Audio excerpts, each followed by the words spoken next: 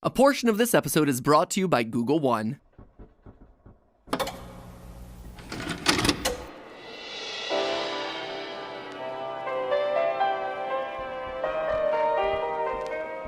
Hello, and welcome to your first day on the job here at Theorist HQ. We have all sorts of fun planned for you as you start working as our newest... Insert job title here. Before we begin your exciting Theorist adventure, we are legally obligated to tell you that by continuing this tape, you are implicitly entering a legal agreement with Theorist is no longer liable for any injuries or, in rare cases, premature deaths befalling you or your family coming from any or all of the following: paper cuts, running with scissors, vending machine accidents, computer monitors, electrocution, dark web activities, rampaging animatronics, awkwardly placed knives. You're still there? Great. Welcome to your new job. Oh, and watch out for that thing that's behind the TV.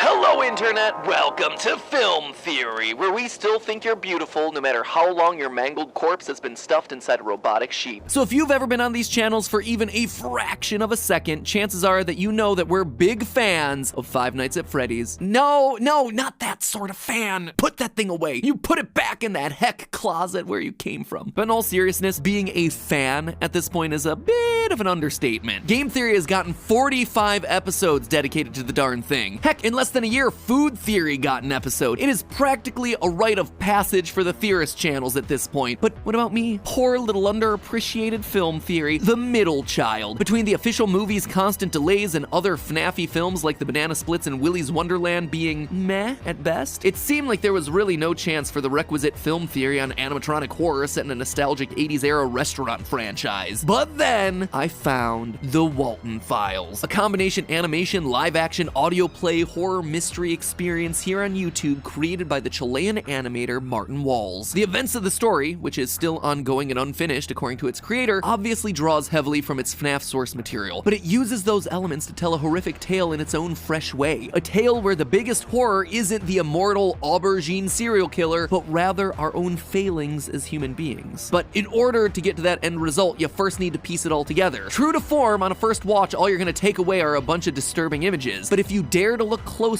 the real plot is hidden by glitches, reversed audio, unlisted videos, and even the scariest place of them all, the YouTube comments section. So what is the tale hidden inside the redacted Walten Files? That, my friends, is what we aim to decode. At its core, we're very much in the FNAF tribute zone, at least at first. There is a Chuck E. Cheese-inspired family restaurant with animatronic robot mascots, a yet unspecified incident of 1974 that causes it to be condemned, and a legacy of horrific, possibly supernatural terrors spinning off from all of it. The restaurant in question this time, Bon's Burgers, which is said to have operated in 1974 in Brighton, Michigan. The hook? A troupe of robotic mascot characters called the Showstoppers, which include our title character Bon Bunny, Boozoo the Ringmaster, Shaw the Sheep, Billy the Clown, and Banny the other rabbit because redundant. So far, the canon storyline is spread out across 3 main uploads made by a person named Anthony, titled Introductory Tape, Relocate Project, and Bunny Farm. We know this based on messages Anthony leaves in the description of each video. As he himself calls out, each upload is, in fact, a compilation of tapes, ranging from found footage to gameplay recordings to training tapes for new employees. And right off the bat, we're presented with this. Backwards text. Backwards text that, when flipped, gives us this message. You finally start to remember. That old day. They will look out for you soon. You finally start to remember that old day. They will look out for you soon. So already within minutes of this thing starting, we can tell that we're dealing with a repressed memory or amnesia plot. But who or what is coming for us? It's 2 minutes later when things get real serious. Bon invited Shah, Bozu, and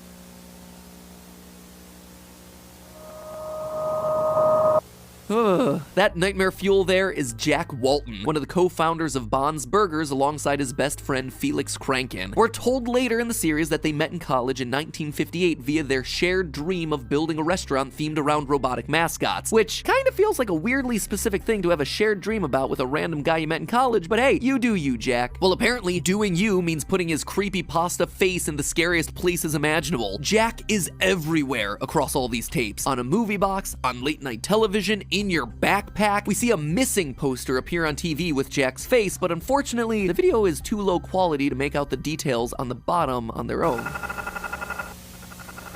Ugh, the sound design of this thing is just horrific. You would think that our clues would end there, but in a brilliant move on the part of Martin Walls, creator of the series, by turning on closed captions, we can see that Jack has been missing since June 11th, 1974, the same year that Bond's Burgers opened and then shortly thereafter closed. Coincidence? I think not. Our little Bond cartoon tries to get some light, but in a flash, we see a possessed Bond animatronic over a new character named Sophie, dressed in every security guard's favorite color, purple. After the Sophie jump scare, we cut to live action found footage from October 10th, 1982, where we meet and immediately lose our final new character from this first video, Brian Stells, a facility caretaker for Bunny Smiles Incorporated, the parent company of Bond's Burgers. But he's not going to a restaurant, friends. Instead, we watch as he drives to a storage facility that's buried deep in the woods labeled K9. I've been driving for 20 minutes and I can't find the place. I made it to the location. I think Chris told me this place hasn't been working since about 78, 79. His job is to test out the animatronics. Alone in the woods in an abandoned storage facility turning on bloody animatronics. I think we all know how this one's gonna end. Brian is chased into the forest by Bond only to get himself crunched, leaving us with the parting words, quote, "He thought I was her." Notice again the purple uniform. Suspicious. And with that uplifting message, the first upload of the series ends. But the mystery continues. You see, under the video is a pinned comment written by an account named The comment is, well, it looks like someone tried typing it with their feet. A string of random letters and numbers seemingly amounting to nothing. But you all know better because you all are theorists. You know that's gonna be a code, and indeed it is. It's a text string written in base 64, which, when translated using an online decoder, gives us, quote, "The first pieces of the puzzle have been placed. The puzzle is far from a solution, however. Be wary of the hints that appear over time. One misdirection can throw off the course of this puzzle forever. Psi 05. Noteworthy here is the name Psi 05, which, when translated back in base 64, is, go figure, K9, just like the animatronic storage facility. And now, things are really getting suspicious. Going to his channel reveals nothing but a ticking clock and a promise of more puzzle pieces for those who are patient. And speaking of patiently waiting for more clues, we'll be back with more Walten Files clues here in a minute, but first it's time for a break to thank our sponsor.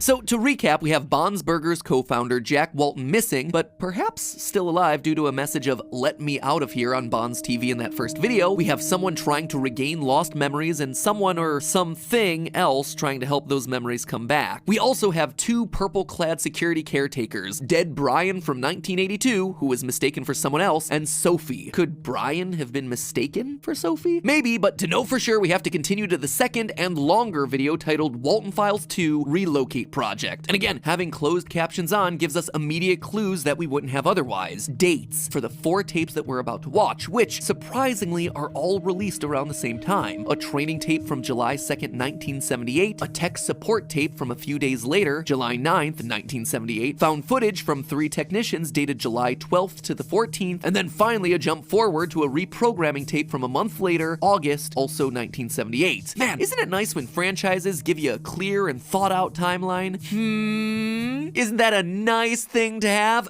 Scott Cawthon, I hope you're taking notes. Oh, sorry, my allergies just kicked in there. Oh, I'm allergic to unclear and muddy timelines. From these tapes, we start to fill in the gap of time from the previous upload. With all of these coming from 1978, we learn what's happened since the closure of Bond's Burgers and Jack's disappearance 4 years prior, but also what led to Brian's death in 1982. We see that, in that time, Jack's partner Felix Kranken completely took over the company, literally cropping out his former best friend like you do with an ex-boyfriend on social media. The name Relocate Project is his initiative to, well, I'll let the text-to-speech bot tell you. The purpose of relocating them in a new restaurant that would be opened in a not-so-distant future. A pretty smart plan, right? A not-so-distant future of 1982, as we see on this high-fidelity drawing of the restaurant. So this tells us that Brian's death, also in 1982, was a direct result of Felix trying to rebrand and reopen the Bond's Burger franchise. And the film isn't subtle about how great of a guy Felix is. Let's give it up for Felix Kranken, a man with not only a giant brain, but also a giant heart. Hold on, what's that in the darkness? Brighten it. Oh, sends shivers down my spine, but there's Jack again, almost as if he disagrees with the video calling Felix such a smart and amazing guy. The rest of the tapes in this batch seem to be telling us which souls possess which animatronics. We first see Banny the Lady Bunny, who seems to be possessed by a woman named Susan Woodings based on a missing poster that needs to be brightened in order to read. Banny seems to be trapped, as throughout her section we see imagery of caged rabbits and hear that The rabbit is starving. The rabbit is starving. The rabbit is starving. The rabbit is starving. sounds like that bunny might be starving. I don't know, just a hunch. So is Susan starving, or is this the animatronic itself starving and needing to feed on souls? It's unclear at this point, but it does seem to connect with a secret final line that happens after this episode's credits. Waiting until the very, very, very end of the video gives us this line. Shadow Man, feed me when lights go off. Shadow Man feeds me when lights go off. Weird, right? It would seem like we have another malevolent force at play in the story, or maybe the Shadow Man is a caretaker of sorts for these animatronics and the souls that are contained inside. Either way, it does seem like we see the Shadow Man on this same upload, in the third tape, the Technical Support VHS. Here, Shaw the Sheep gives us a tour of the facility, leaving rooms and leaving behind a dark figure, something that could easily be described as a Shadow Man. But that's not all the creep factor in this tape. In addition to your standard creepy posters on the wall and disturbing imagery, we get this piece of audio.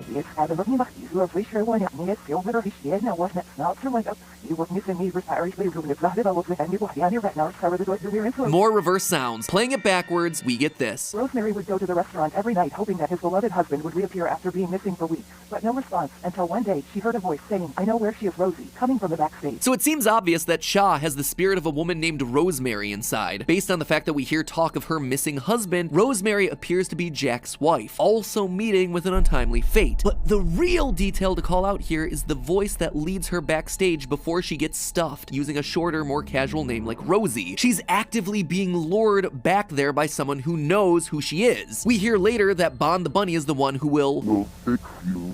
You will beautiful. So could it be that Bon was also the one luring her into the back? Or was it the Shadow Man? In any case, it's yet another confirmed victim of the restaurant chain and yet another animatronic identity confirmed, which leads us to the last tape of the bunch, in which 3 employees spend a night in the K9 facility as they try to reprogram the animatronics. Ashley Parks, one of the 3, wanders off at night to explore deeper into the facility. Through her found footage, we not only meet a new animal friend, a gray rabbit that appears to be more puppet than robot, but we also get up close and personal with Billy the Clown, which seems to be an older model complete with a cassette player in his stomach. And of course, this being a horror series, Ashley can't help herself. She plays the tape only to hear this. Jack, Susan, Charles, Rosemary, Sophie. A list of names, and not just any names: Jack, Susan, Rosemary, Sophie. 1 character we know went missing, 2 we know are in animatronics, and Sophie, whose role is still unclear. Plus, there's a new name this time, Charles. Could this be a list of souls possessing our 5 animatronics? Or, since we suspect that Rosemary and Jack were husband and wife, are they instead all related to each other? It remains to be seen at this point in the series. What doesn't remain a mystery, though, is the fate of Ashley, who, like so many before her, gets attacked by Bon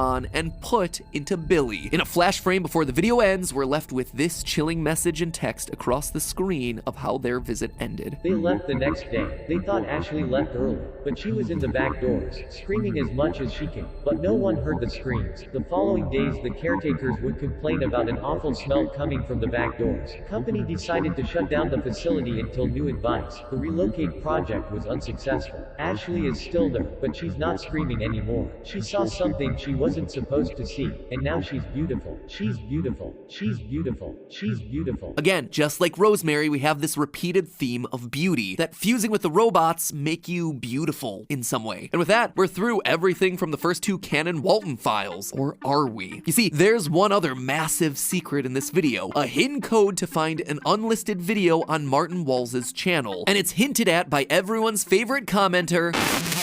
More puzzle pieces have been laid out for you. Others are more significant than others. 2 pieces are crucial to slowly achieving the solution. Find the pieces, return them to me, and meet at the intersection. See you soon." End quote. And wouldn't you know it, but sure enough, there's a YouTube link broken in 2 pieces, hidden at both the front and back of the Relocate Project video. Putting them together gives you access to a secret video, lucky you, where everything starts to come together. But that, my friends, is a story for another day when we continue dissecting the clues hidden in this incredibly dense series. So for today, I'm gonna have to leave it at that. 3 solved animatronics and a lot of loose threads to tie up. Like, who is Sophie? What happened to Jack? What is the Shadow Man? And seriously, a burger restaurant? Pizzeria, I get, but burgers? I don't know, now you're pushing my suspension of disbelief. Anyway, what you think? Should I keep going? Was that a fun one? Well, maybe fun's the wrong word. Maybe interesting? Compelling? The cool thing about this series is that it's able to get dark in a way that FNAF really can't, or at least hasn't yet. But this is more visceral, more raw, and to me, as a result, much more scary. So if you'd like to see more, leave the comment down below. Wah wah Walten. I don't know why I asked you for that specifically. I thought it would be kind of funny to see a bunch of wah wah Waltons down there, but you know, you can just leave a comment of whatever. And heck, make sure you subscribe because at this point, I at least have to get through that secret video in part 3, right? Right? Well, if you want to be notified of when that video drops, hitting the subscribe button is the only way to do it. And until then, remember, it's all just a theory.